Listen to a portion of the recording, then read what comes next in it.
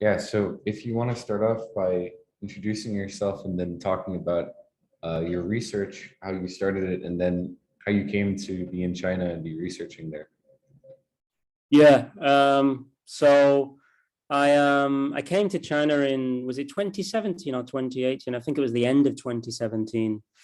Um, I became no, it was 2018, sorry, but I became especially interested in China in 2016. I'd always had a vague interest, um, but I was working for Telesur in Quito, in Ecuador, in 2016, and I'd been working in the news for a good a few years anyway. And obviously, China's always in the news; it's always a thing, and that has increasingly become the case. So in 2016, I just started to take more of an interest in China. I started learning Chinese by myself in Ecuador. I went back to Manchester, where I'm from in the UK, took some Chinese classes, and then I went to Beijing to work in Beijing for a few years. And then it's just been a whirlwind, just reading, learning, studying Chinese history, learning more about Chinese politics. So I decided, I want to do a PhD. I want to do a PhD. I want to pursue it, as far as I can possibly go. At the minute, I'm actually doing a second master's degree, a second postgraduate degree in China studies, contemporary China studies. And next year, I intend to, um, pursue a PhD in China, in the mainland, or possibly Hong Kong. We'll see. Awesome. It was very cool the path that you've taken to get there. So I'm curious about, I've read a little bit of your research with respect to like some of your writings that you've put out. I read the article you wrote recently for The Diplomat on the changing nature of workers' conditions in China. But I'm curious about with respect to like political economy and researching political economy specifically in the global south, like what have been the biggest uh, aspects of your research that you've encountered and developed more by being in China? What have you seen there with respect to the political economy, the changing political economy of China? Well, like I said, I've actually lived in a few places in the global south. I lived in Indonesia, and I lived in Ecuador, and now obviously China, which I still consider part of the global south, even though geographically it's kind of in the north, or much of it is in the north, you could say, because it's such a huge country, even and there are climatic differences too. Um, but I mean, like I said, I came here in 2017. I think there have been huge shifts in the Chinese political economy, obviously. To say, I mean, that's putting it lightly, right?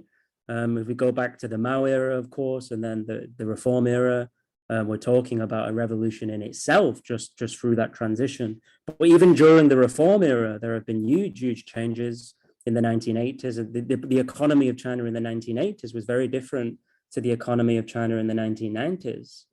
In the 1980s, the economy of China was highly decentralized, to the point there was actually a fiscal crisis at the center, in terms of the center's capacity to to accrue taxation.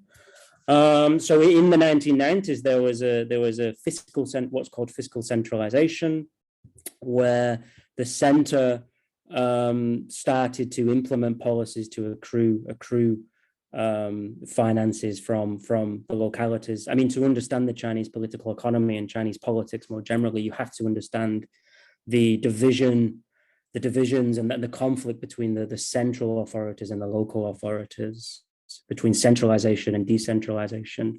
And this is an ongoing theme within Chinese politics. And at the moment, of course, over the past decade, we've seen a reassertion of centralization, both in politics, also within the economy too, through the increasing influence and power of the state-owned enterprises, and as part, I think, of a broader project too. So like I said, I came in 2017. About, I think that's halfway through the era of Xi Jinping, as this has been unfolding. But of course, you go back to the beginning of the century. China joins the WTO, and that's a huge, that's an enormous moment. That's completely transformed Chinese society, Chinese politics, the Chinese economy also. Now I think what we're seeing is a kind of response to some of the excesses that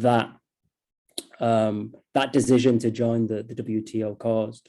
Yeah, I mean, if you have more specific questions, I'd be happy to answer them, but it's a big question, a general question too. What I'd say is at the moment, we're experiencing a period of centralization in China, for sure. Well, I think so. I have a lot of questions, and I think the first one would be to what extent, as you mentioned, Xi Jinping thought is playing a role in the re-centralization or a return to something before the Deng period, I guess. So that would be kind of my first question. And then kind of going off of that would be like China's changing position within the world system. There's been a lot of writing recently about whether China is semi-peripheral or moving towards the core, or it's changing status within the world system. So that's kind of a curiosity as well. And I think that relates to this conversation about China's development and whether it's undergoing a similar process as a Western nation, whether it's doing something special. And this kind of relates to like debates about whether China is, of course, the long running debate about whether China is capitalist, but more, contemporarily also whether it's an imperialist country, which I don't think either of those things are true. And I think there's a reason within like a world system analysis that that's not true. So that's kind of what I'm curious about. Yeah, that's a good question. And it's a semi-peripheral country without a doubt. It's not part of the core. Anybody who goes to China and travels through China will tell you that, there are really two Chinas. There's an urban China and a rural China. And even then, on a geographical level, you go to the northeast, it's a different world to the world in Beijing where I lived. Few people think of China deindustrializing, but during the Deng era, the northeast deindustrialized. It was one of the industrial heartlands of the Mao era, and it deindustrialized in the 1980s and 1990s. You go to the west, Gansu province has a per capita GDP comparable to Botswana. There are parts of West China that are very poor, and then of course within these poorer regions of China, you also have that urban-rural division too. So there's a lot of uneven development in China. This starts really in the 19th century with imperialism, actually, with the British, the First Opium War. And of course, though, the imperial powers in China at the middle of the 19th century, they opened up the treaty ports, right? Hong Kong, the east, the coastal regions. Those are also the areas that happen to be wealthiest today. Now, there are domestic policies which have contributed to that for sure, especially during the Deng era. But still, if we take a kind of, you mentioned world systems theory. So if we think in terms of the longue durée, we have to try to make this connection. And there is research on that.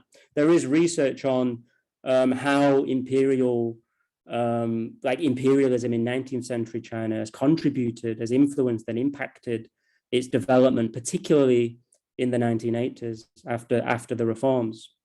So there's many Chinas actually. A moment ago, I mentioned two Chinas, a division between the rural and urban, but it's a vast country and it's still developing. It's still very much developing, There are huge differences in development status. There are huge class distinctions, of course, and there are massive regional disparities as well. So yeah, you mentioned, you asked about China's role in the world system. I said, and I'd like to reaffirm it's a semi-peripheral power. But in the 1990s, it was still very much a peripheral power.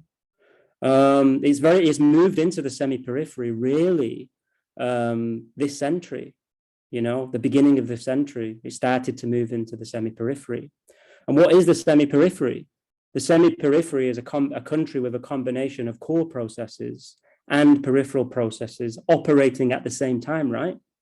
So especially over the past decade or so, we've seen China move into the core in terms of specific technologies. 5G, green tech, AI. This is part of a state-led project made in China, 2015 it was called. They don't use that name much more in China because of the pushback and the aggression by the United States. But it's still there. It's a statist developmental model, import substitution, a lot of subsidies for core technologies and so on, to try to move China up into the core in these technologies, which is succeeding in some fundamental areas. It is. But that doesn't change the fact still that China is also exploited. There's wonderful research by Min-Chi Li, who's a Chinese, part of the Chinese New Left. He wrote very, strong empirically, a strong book, and also a piece for the Monthly Review, I think about 2 years ago, or maybe it was last year, with a lot of empirical data showing how China continues to be exploited by the core, by Japan and, Europe and the United States. And he does it through, when we think of imperialism, for example, we also have to think in terms of value chains, right? We have to think in terms of commodities and the technology embedded within those commodities. So for decades, China's just been, it's literally, as you know, as everybody knows, it's been a cheap pool of exploitable labor, where multinational corporations, through lax regulation in China, I have to say as well, have been able to exploit rural migrants and exploit the natural environment, and basically monopolize, basically, a form of monopoly capital operating in China almost, right? With, like I said, with profits accruing in the global north, in the West and in Japan and so on. That is currently, I think the current government, the Communist Party, I should say, is attempting to break that chain of dependency. Whether it will be able to, I mean, it appears it is currently, I think the process is unfolding as we speak, but the blowback, not even starting with Trump, prior to Trump, but intensifying under Trump, has made clear how high the stakes are. So it's an interesting time to be in China. We're at a very, very dangerous historical moment. But it's also interesting because I think the project we've seen in China over the past decade or so, which Samir Amin called, a sovereign project, essentially, or the attempt to develop, to build, to affirm a sovereign project. I think that's what's happening. That's what's happening at the moment. And I have my own criticisms. There is a class struggle in China. We can't generalize and reify. There are different interests, including within the party and across the society of 1.4 billion people. And it's open. It could go in multiple directions. There are different interests, powerful interests, vested interests within the party state.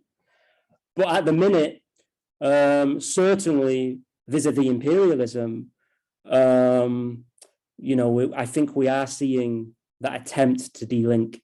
And technology, of course, is very much central to that.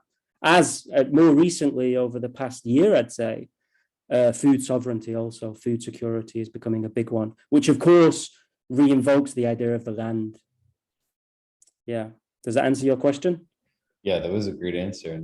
But at least I think, another question, which is, obviously you mentioned the current crisis right now in the world. And I wonder how the ramifications of this have been for China. So, I mean, first of all, what has China's general response been, and what do you see as the approach it's taking to the crisis with Ukraine?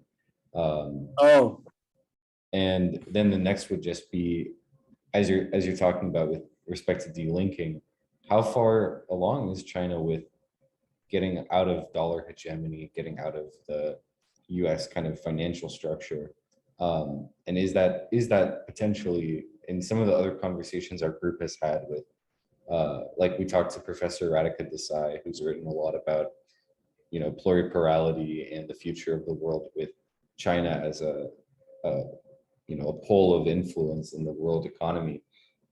And I wonder, from your perspective, how far along that is, how much more there is to go, um, and kind of what the shifts within, as you've been describing, the shifts in political economy towards a delinked China, like the ramifications that will also have for the world, for the United States, and for this opportunity for a pluripolar world where the global South can kind of act in a more independent manner. Yeah, good, very, very good, challenging questions. I have to say, I think my political orientation developed through Iraq and Afghanistan, through reading, great anti-colonial thinkers. That's always been the basis of my politics, and it's part of why I became interested in China. But since coming here, and I'd say for the past 6 years or so, I've very much really been focusing on China's domestic situation, because what I found with my own politics is this tendency to reify and to think of geopolitical entities as concrete and fixed. And with China, I didn't, it was part of my political development as well. I was also interested in what's happening within countries too. So within China, a lot of my reading, a lot of the things I research and stuff actually focuses on its domestic situation, because I don't think you can disconnect its international situation from the domestic one. And I sometimes think this is a mistake people on the left can make. Sometimes they focus too much on domestic class struggle at the expense of imperial power and world systems theory. And then sometimes others go to the opposite end, the other extreme, where they focus very much on kind of world systems analysis without really taking into account what's happening domestically. So over the past 5-6 years, I've really been trying to understand what's happening domestically in China, with the intention, though, at PhD level of focusing on this question of imperialism and China's relationship to the world system, where it fits in with that, and how the class struggle within China, both within society and through the state, because I think the state, of course, has a class character, which is representative of class forces within society, how that domestic situation, how the Chinese state as an extension of various social and class struggles happening domestically will operate at the level of the international. I know that doesn't directly answer your question, but I just wanted to make that point that I'm not sure whether I'm in the best position right now to give you a very comprehensive, detailed, on-point answer when it comes to China's relationship in relation to the global South and imperialism. Maybe next in a year or two we should chat again. But what I will say is, like I said, there's a lot happening in China too. A lot happening in China too. There are all kinds of struggles taking place. 10 years ago, China was described as the center of labor unrest. Just a decade ago, there are movements and struggles for land justice in China. There is big capital in China. There is big capital. That's being repressed to an extent right now, at least in the tech sector. But there is a class struggle in China. There's a capital labor relation in China which needs to be considered. And like I said, there are struggles for land too. So at the moment, I think China is in a strange position domestically. But there are a number of crises in China. And I think part of this process of centralization we've seen is an attempt by a faction of the Communist Party. I think it's an attempt to overcome them, to batten down the hatches, so to speak. I think they're very perceptive of what's happening globally. A lot of China changed after the 2008 financial crisis, I think. China changed a great deal. If you listen to the speeches of Hu Jintao and Wen Jiabao in 2003, 4, and 5, they're very different to the speeches that were made after Xi Jinping came to power. And even towards the end of Hu Jintao's era in 2012, he gave a speech that was very different in tone. It was darker in tone. compared to the kinds of speech he was giving when he came to power at the beginning of the century. So I think 2008 changed a lot. I think the the reality of capitalist crisis was discussed in China a great deal within the party, but I mean within the institutions, the organizations, the academic institutions, I should say, connected to the Communist Party and connected to the government. So there's a huge shift after 2008. And then, of course, we can't disconnect the international situation. There's the Arab Spring, the protests in Egypt, the civil war, or some people don't like to call it a civil war, but nonetheless, the war in Syria or the war on Syria, whatever your politics are. The NATO bombardment of Libya, all of these things, I think, feed into a sense of crisis within the party, or at least within a faction of the party. I have to emphasize this idea of a faction within the party because there are different factions and different interests. It's a huge organization of 80, 90 million people. How could there not be? We can't see it as monolithic. And then, of course, Xi Jinping comes to power. And then there's a financial crisis. Not many people are aware of this, but there is a financial crisis in China in 2015. It's brought under control quite quickly, but it's a financial crisis on the Shanghai Stock Exchange, which also reaffirms this idea of centralization, reaffirms this idea that capital is getting out of control. So you see all kinds of controls placed on capital flows in and out of China, for example. It's hard to send money home. Not hard, even for me, it's a ball ache, I could say, to, send money back to the UK if I want to do that.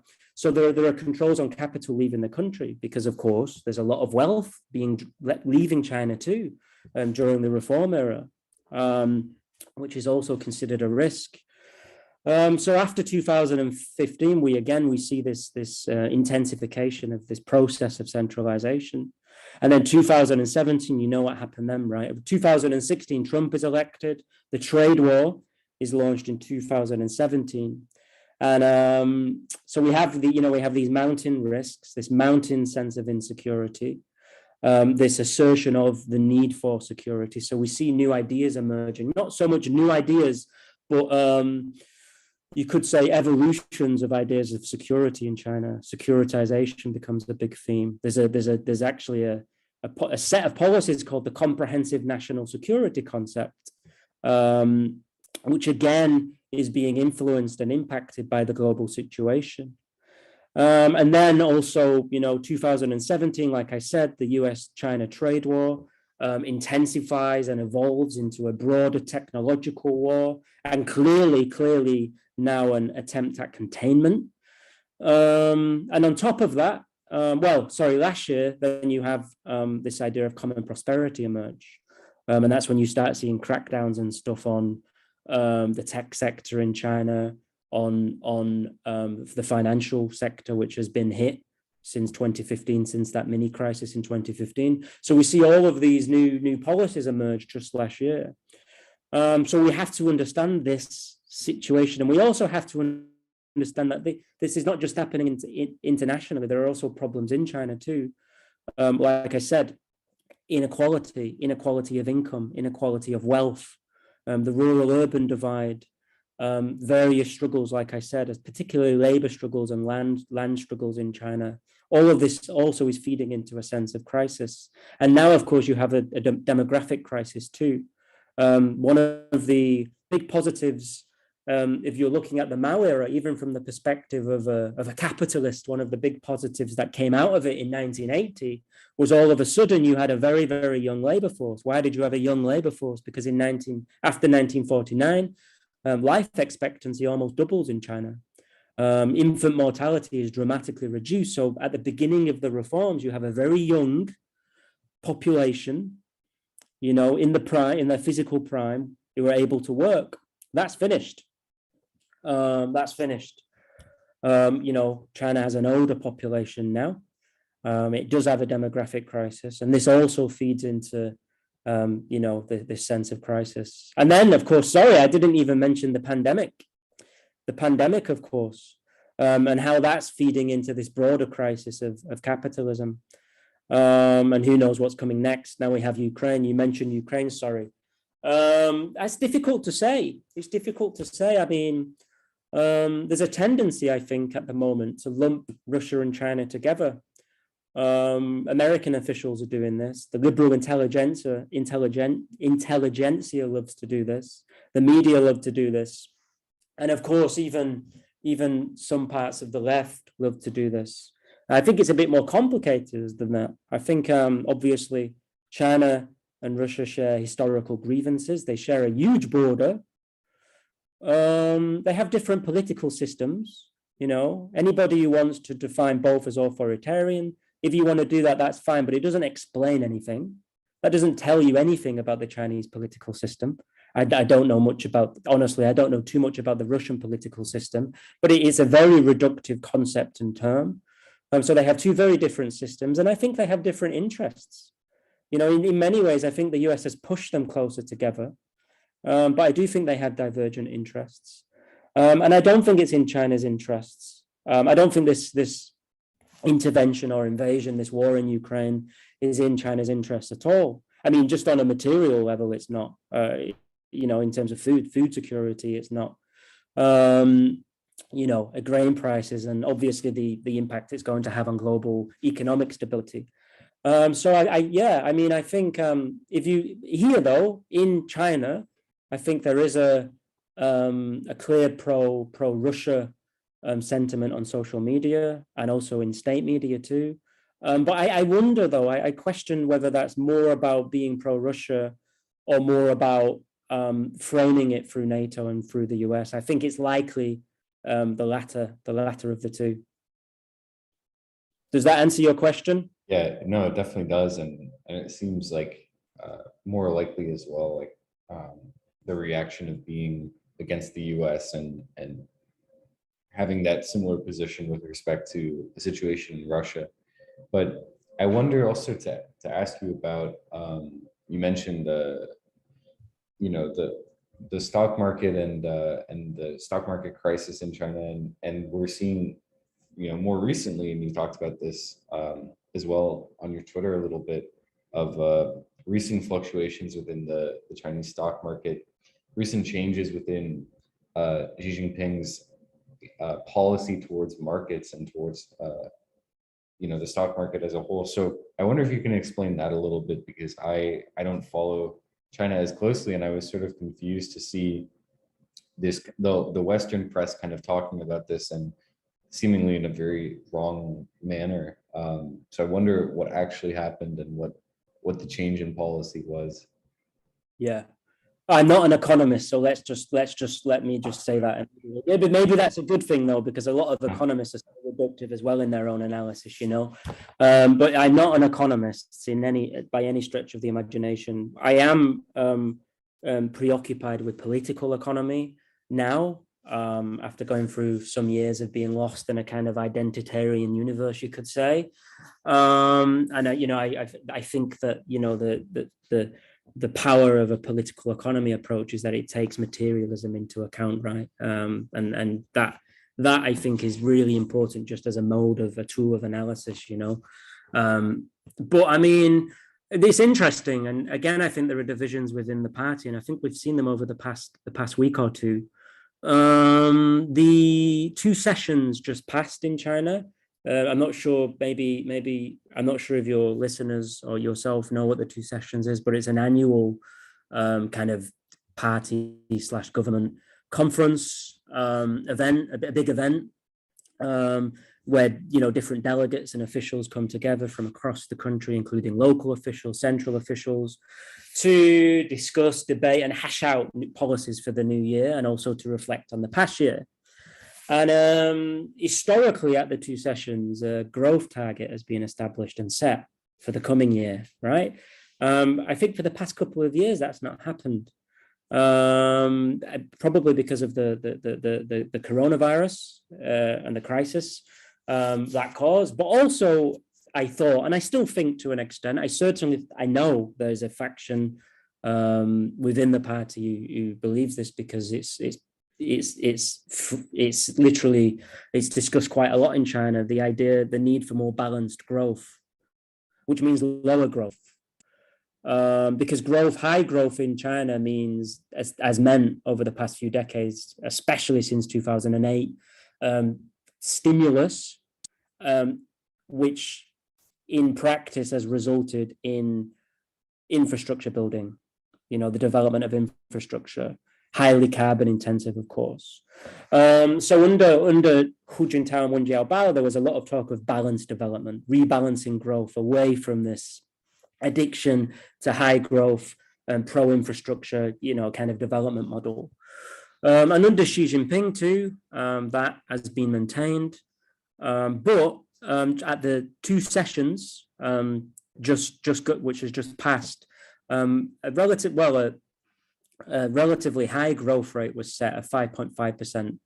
5.5% growth for the coming year, which obviously, of course, compared to 10 years ago is modest by Chinese standards, but it's at the high end of what people were predicting. And we're going to see, I think, more stimulus now in the economy, which means we're going to see, we're very likely going to see the development of infrastructure.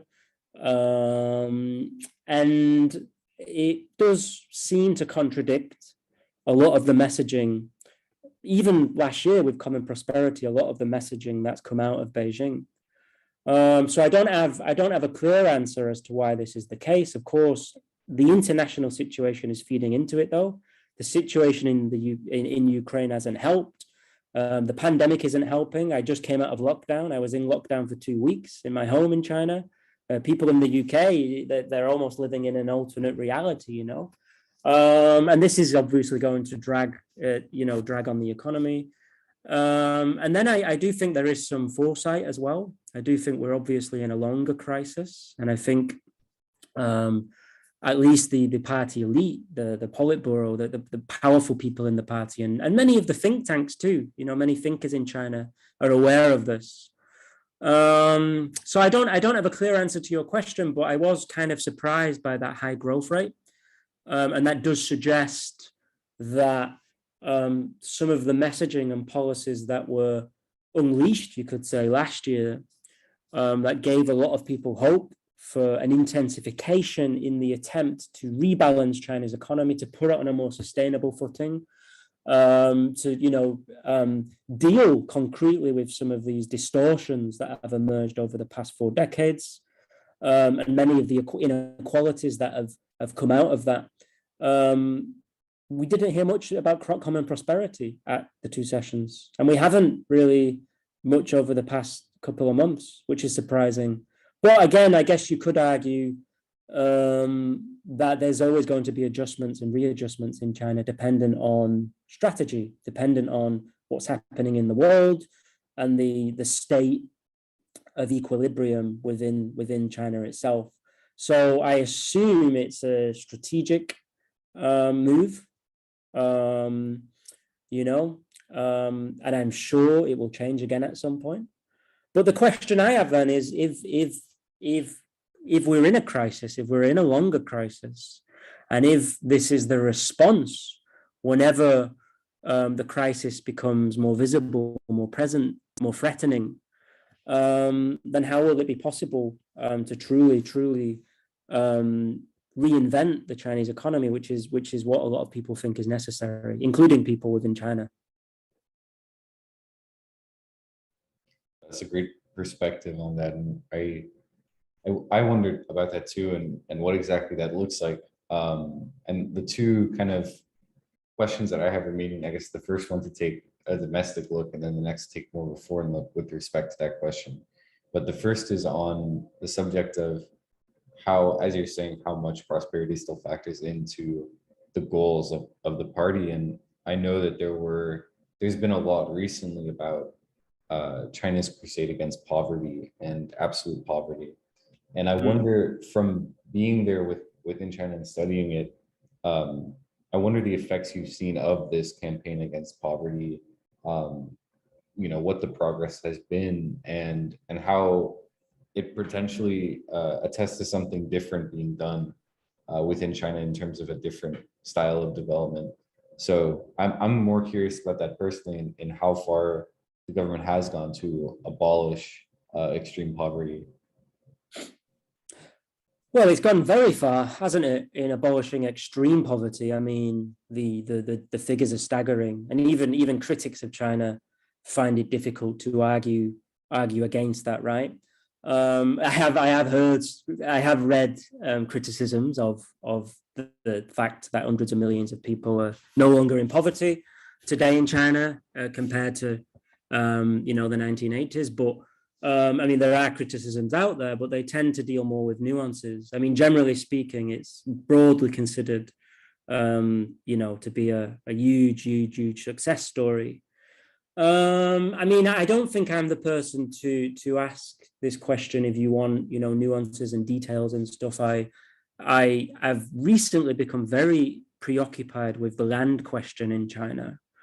But I mean, very recently, and it was actually Samir Amin who got me interested in this question, because I've been reading a lot of his work, and obviously the China's revolution was a land-based revolution. It was a rural, like a peasant-led revolution, and there are so many contradictions within the land in China, within how the land is managed, within land politics, and so on, that it's very hard to even make sense of it. So maybe we can chat again at some point in the future when I've explored this huge area more. But what I will say is, I'm mostly based in urban coastal regions at the moment.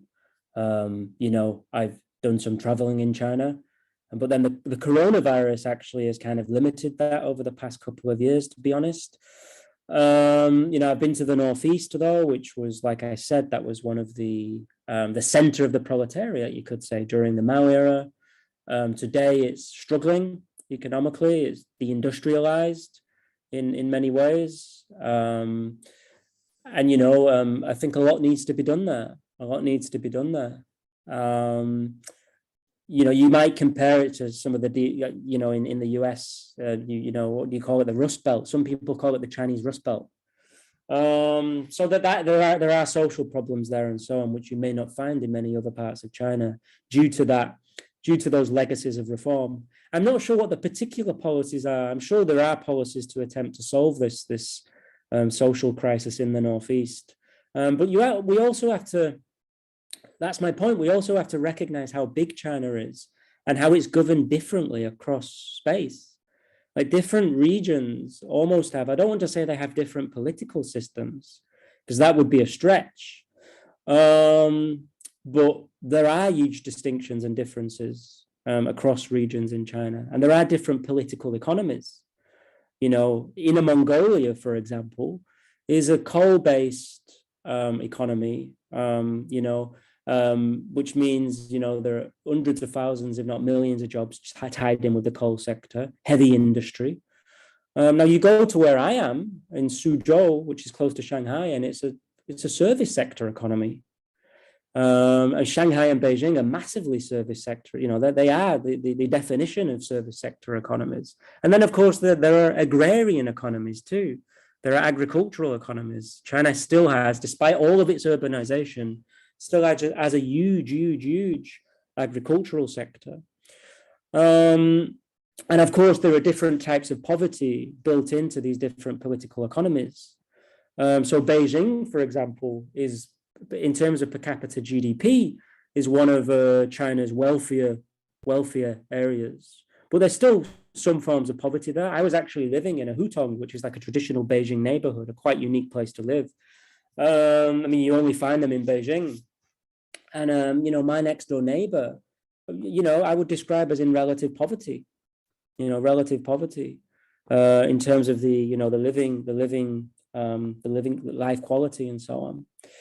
And then, of course, a lot of the urban poverty in Beijing will be experienced by rural migrants who work in the city, but they lack an urban hukou, which is like the passport system in China.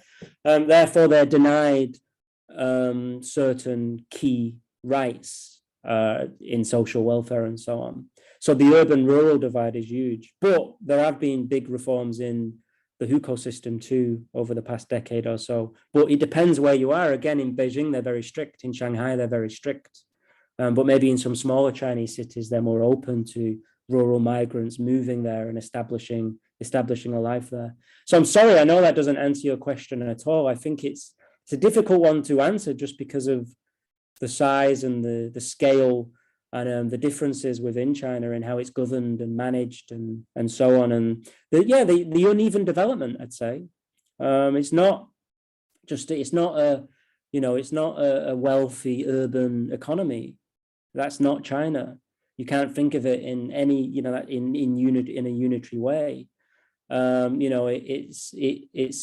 It's obviously moved into the semi-periphery, like we discussed already, but it also has legacies of uneven development, which have been produced by that longer history of imperialism, and not just imperialism, but what imperialism did, how it distorted Chinese development. And even also, you could say, certainly say, some of the policies introduced during the Mao era and afterwards too. Lastly, I would say the anti-poverty campaign, was it last year or 2020, right? The Chinese government announced that it had abolished effectively extreme poverty. This is not an area I've looked at in tremendous detail. I do have a couple of friends who have worked on the anti-poverty campaign out in the West. In fact, one woman I know here in Suzhou worked on, I think she spent a year working on an anti-poverty campaign in a rural area in Suzhou, which was essentially a program to transfer people from the West to cities in the East.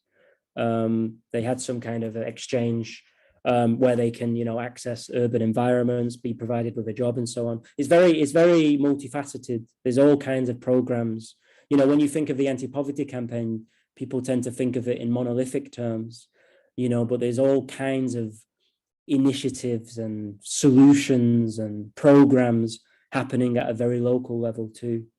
And it's clearly succeeded in its overall goals, I think, but there are lots of contradictions built into it. One of them being sustainability. So one of the things I've read is how, yes, people have been lifted out of, or people have moved out of extreme poverty, but is there a sustainable kind of architecture in place to make sure they never fall back into poverty again? Another is, in many ways, it was, applied in a very top-down fashion. So, you have people in rural communities, for example, who may not want to engage with or participate in or be moved effectively from the place they grew up, from their community and so on. But in some cases they were, essentially forced into urban communities, like nice apartments, from what I hear, in many cases, that had been built specifically as part of this campaign. But of course, that might conflict with somebody, a group's particular interests. But so there's a lot. It's a big question again, with a lot of confusing information, contradictions, I think, conflicting narratives and so on. Yeah. And kind of on a similar note, I'm curious about what you wrote about recently, about the worker struggle, the emerging, you talked about the 996 campaign, for example, which is against a certain style of living and a certain overworking that's become prevalent. And so I wonder your perspective too on that. This is really the fascinating aspect of, I think, a lot of these things is this idea of human development and change. But I wonder how this backlash against overworking. We also saw recently, a crackdown on billionaires that played some role in this popular sentiment that billionaire class has grown very quickly, and there's been, I think, from my point of view, observing it, obviously a lot of frustration with that. But I wonder what you've experienced with respect to the worker struggle and the culture of work, and how it's changing within China. Mm. There are grievances, and I'm not sure if you're aware of this, but you could say the party state almost split in, no, it's an exaggeration, but there was an emerging division within the Communist Party around the period of the financial crisis. Two models emerged in China, or they were classified. They were called, referred to as two models: the Guangdong model and the Chongqing model.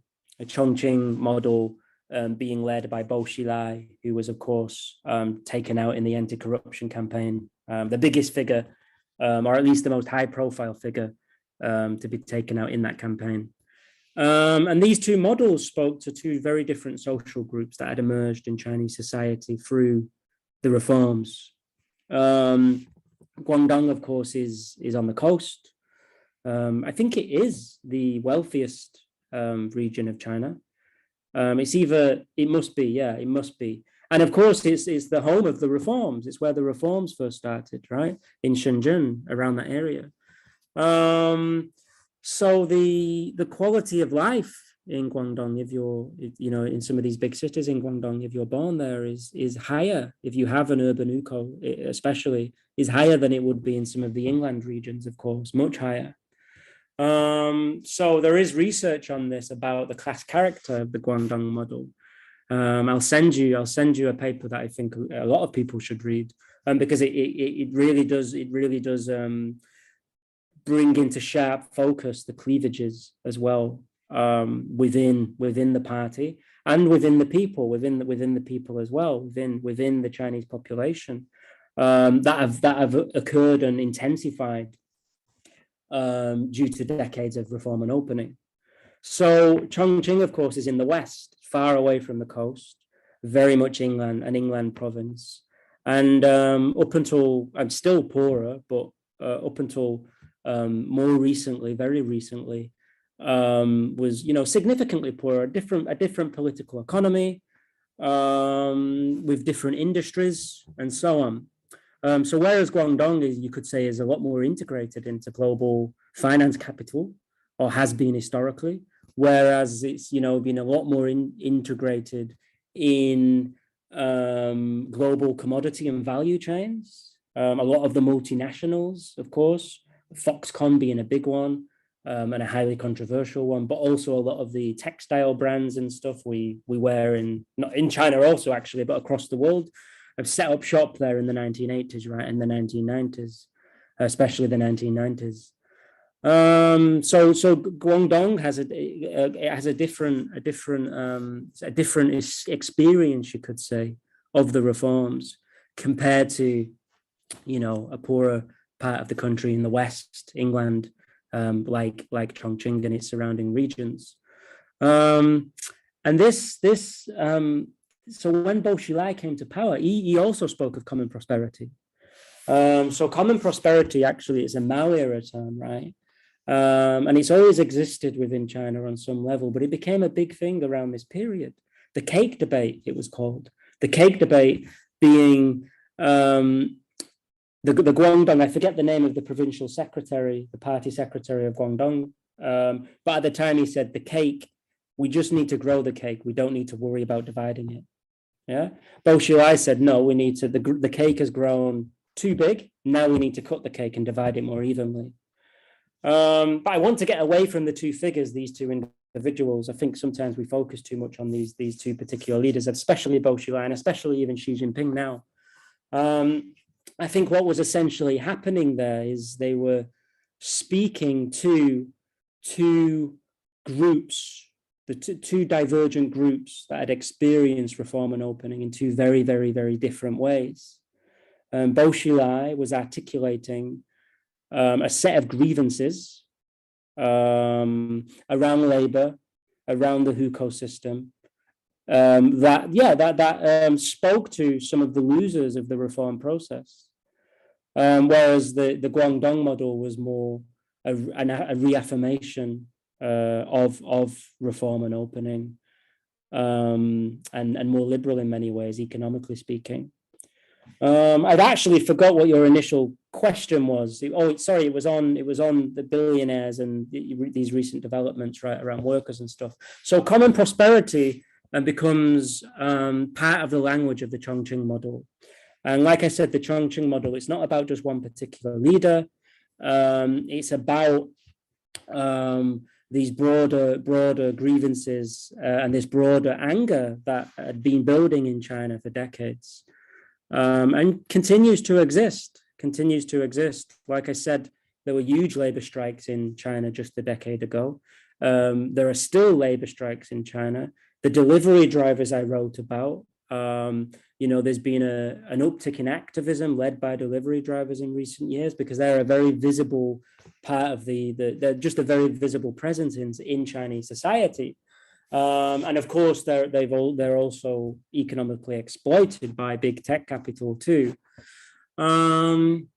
So again, we have to, I think particularly right now with what's happening in China, we have to read and try to understand the politics again through this idea of security and insecurity. And ultimately, it's a risk, it's a risk to have angry workers. It just is, right? It is. And but there's also a relationship between angry workers and the state, because I do genuinely believe there is a faction, or there are parts of the Communist Party that are very much pro-worker. The legacy of Maoism, the legacy of revolutionary transformation and revolutionary politics in China may not always be clearly visible, but it's still there. And there is a nostalgia too. There is a nostalgia which emerged especially like 10, 15 years ago for the Mao era. But even today, there's some of that still exists. So I see what's happening now as a rearticulation of some of those grievances. Whether it goes far enough, I don't know. I find it hard. I don't see how that's possible unless the Chinese working class and peasantry are also empowered. And I think this will emerge as a huge contradiction in common prosperity.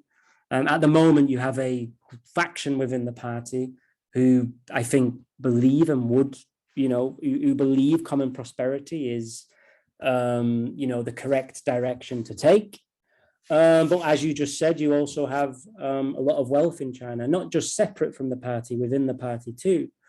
And, I think we've seen the visible emergence of this cleavage with Chongqing and Guangdong, but also now, over the past decade. How it develops, we can't really say, can we? I think that will emerge as a huge issue, a huge problem. I was very upbeat about the common prosperity thing when it was first announced. There's a lot of my friends were in China, a lot of my Chinese friends also.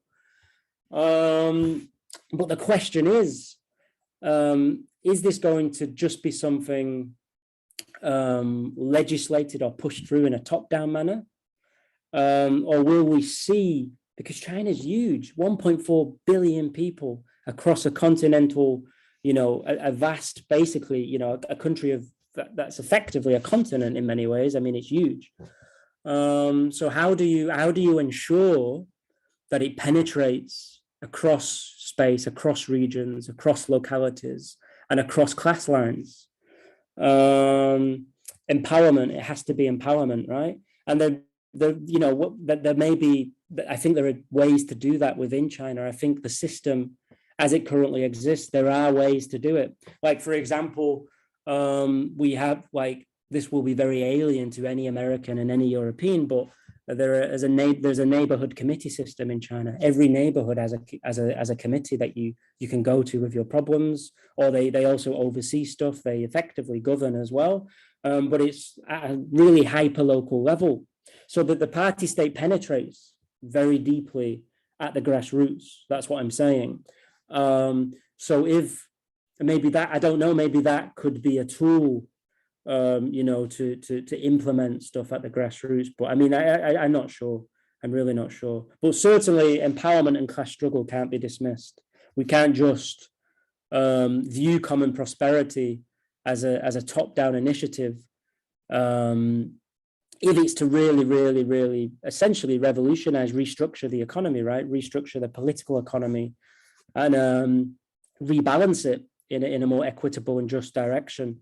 I think it needs to be twofold: grassroots, with a combination of state-led developmentalism and initiative.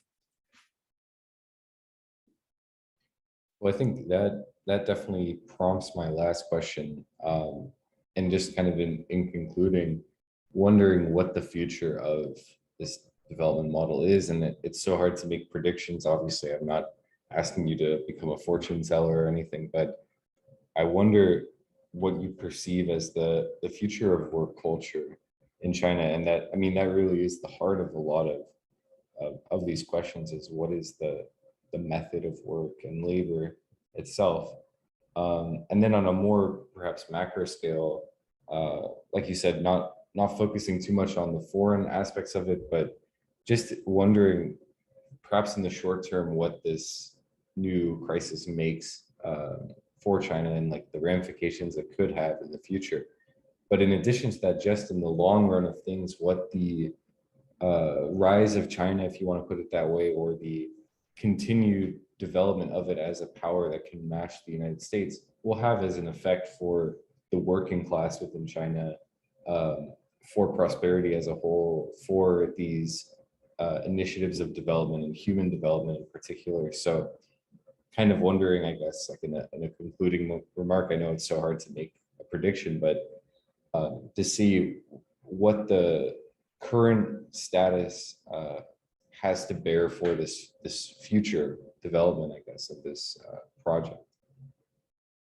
It's extremely difficult for any country from the global south, from the periphery, to move into the core, right?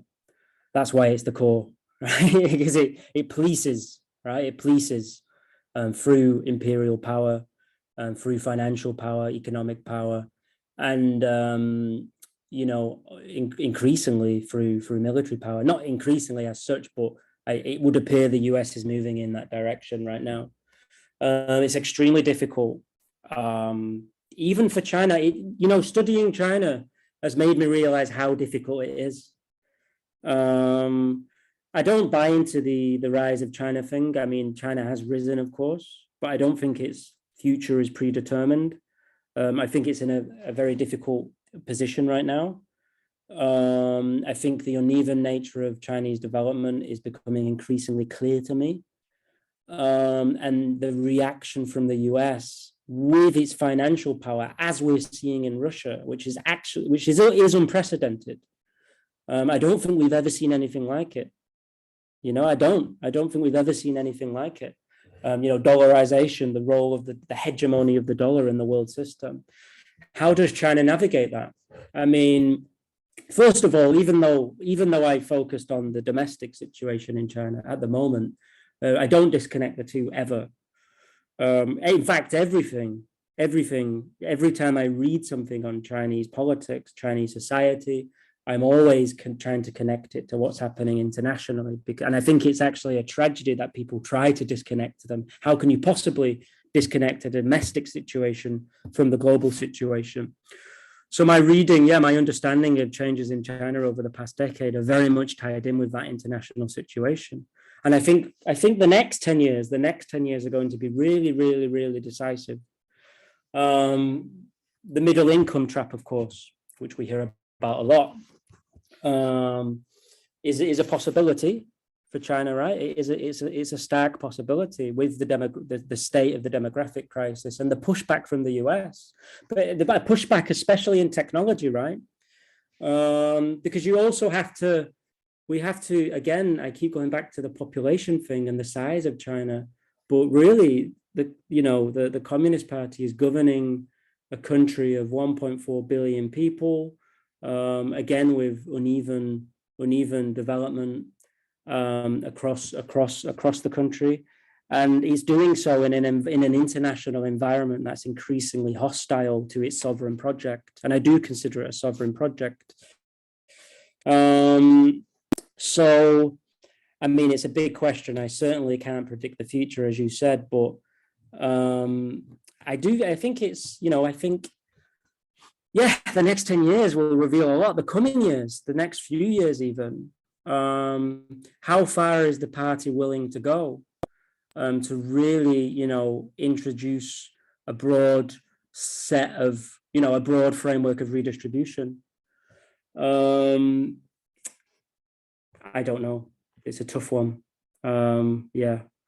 What was your other question? Sorry. Yeah, just what the effects of the international conflicts between the US and China economically and politically will have on the situation domestically with respect to the development of the working class.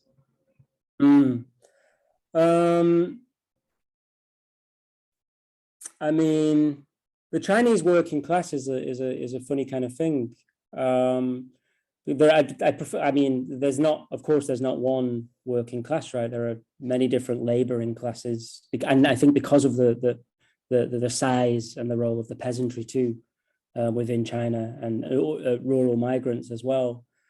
I mean, the challenges the Chinese economy faces are really. I mean, where do you begin? They're huge.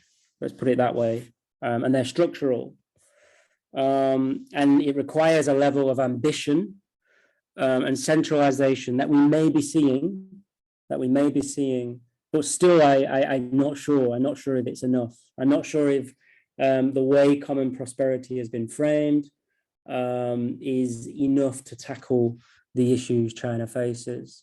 I mean, just in 2020, Li Keqiang, the Chinese prime minister, who's he'll be leaving this year, he'll be leaving his post this year. He said that China still has 600 million people living on less than $100 a day. Okay, 600 million people living on less. Sorry, $100. Sorry, $100 a month. I think it was certainly not a day. That's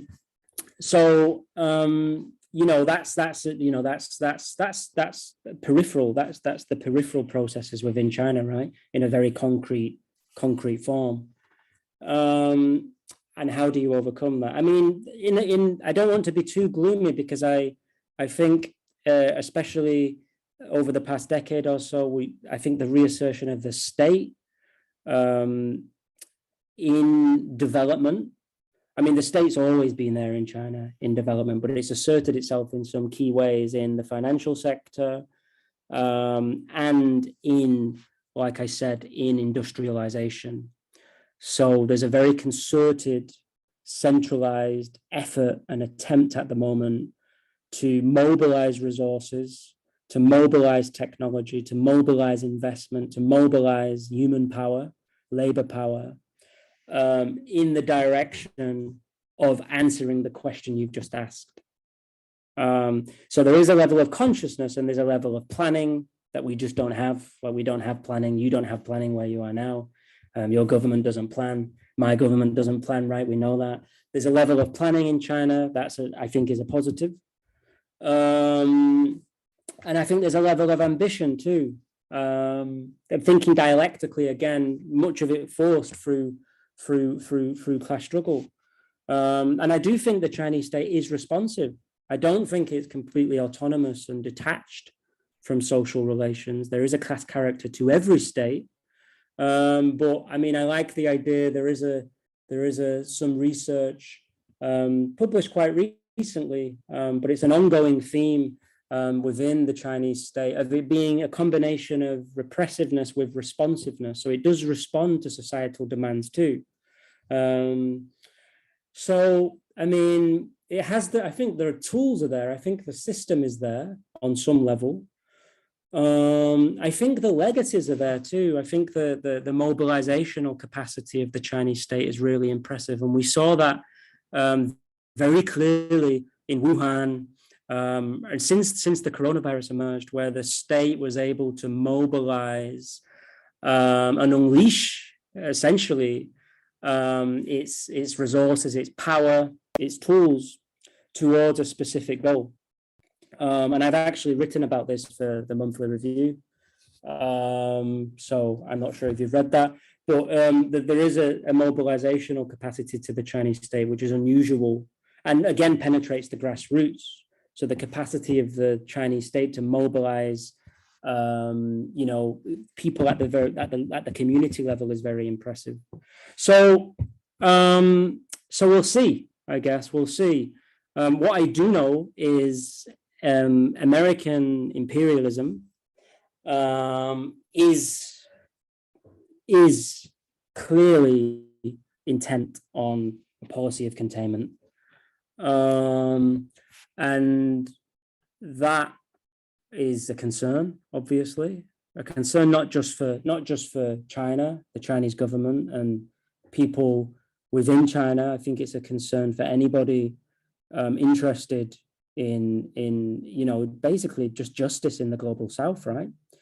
Justice within countries that are trying to de-link, to break the chains of the American financial project, which was obviously born after the Second World War and has really intensified over the past few decades. But it's going to be a struggle.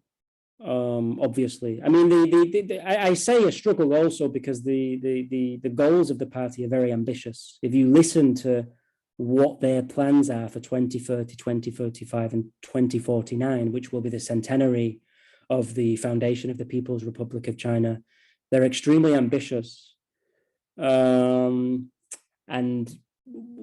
it's unclear whether that ambition will become a reality. We really don't know, do we? But what I do know is West, not just the West, Japan also, and a couple of other countries, very much intent on guaranteeing those ambitions are not met. Definitely. And you mentioned the monthly review article. I actually had meant to ask you about it. So I may just ask one very short final question on that, which I actually did get a chance to read it, and I was fascinated with this idea you were discussing of the concept of, so one scholar talking about revolutionary authoritarianism and revolutionary exceptionalism. So I wonder if you can talk just very briefly, and you've been mentioning it a little bit throughout, of disputes within the party or disputes within the bureaucracy as a whole, but just how COVID kind of emphasized this, and I guess just the subject of the article in general. I know it's hard to summarize, but I also found it fascinating to understand the ways the bureaucracy has changed, how the state structure and the party structure has changed with response to COVID as this kind of life or death struggle with these wartime measures, as you said, and how that may impact the party and the state going forward. Yeah. Yeah, I mean, I think there's two ways to look at the way China responded to COVID. One is to see it as a source of strength, in that, again, just going back to what I said about the mobilizational capacity and power of the state. Another is to see it as a sign of weakness, in that it lacked the institutionalism to deal with it in a softer way, you could say, if that makes sense. So by framing it as a life and death struggle, it literally was treated as one. I mean, I've lived for a few lockdowns in China now, and it's taken very, very, very seriously, and I'm a big fan of that. I've supported China's zero COVID measures, but again, because I think they're necessary because of the state of Chinese development, particularly in rural areas, which were effectively gutted in the 1990s under Jiang Zemin, essentially. And we have seen a rebalancing of growth, more funding for rural areas. Agricultural tax was abolished. A number of agricultural taxes were abolished at the beginning of this century. There's also, been more resources directed towards spending on social welfare in rural areas. But the scale of the problem is so vast that in one way, the assertion of the state and the mobilization of the state during COVID can be seen, and I think it's correct to see it as partly a response to some of those weaknesses and inequalities within China as well. But the reason I wrote that article is because, well, I wrote it for a few reasons. One is I'm interested in this idea of mobilization, which of course comes from the revolution. It comes from the war against Japan. It comes from class struggle during the Mao era. It was a huge mode of governance during Maoism, during the Mao era. There were all kinds of campaigns, you know, that were rolled out as a form of nation building effectively. And I'm sure you can name a few, like there were campaign after campaign after campaign, right? During the Mao era, that's how that was one of the main styles of governance. And it hasn't gone away. You know, it didn't even during the 1980s and 90s and 2000s, it's not gone anywhere. And I do find it interesting because sometimes when people think of the reforms, they think of a complete disconnection from the Maoist past, right? And I can see why a lot of people would think that. It's not unreasonable to think that, you know what I mean? But there are also lots of lineages too, and continuities, and the way the state mobilizes, how it frames social issues and crises is often done through Maoist rhetoric and also through a Maoist style of campaign governance as well. And so I think, you know, on the left as well, we need to, you know, if we're interested in China, we should try to make sense of these continuities. And there are loads of discontinuities too, don't get me wrong. But still, I do think it's important to recognize those continuities as well. Well, thank you so much for taking the time to inform me more about your research and what you've experienced personally getting to live in China. I'm definitely going to continue the discussion with you by Twitter. I'll definitely continue being in touch because I'm really curious to kind of follow everything that you get to experience and see living in China. And just generally, I think, like you said, it's one of the most important countries and economies and systems to follow in our lifetime right now.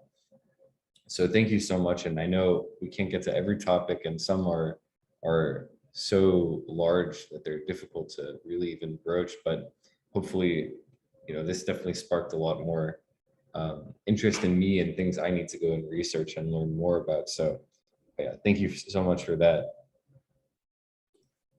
Yeah, thank you also. It's always good to chat to you know, a fellow soul, you could say, you know, concerned about what's going on in China, in the global south, in the world as well. We're in a dangerous moment.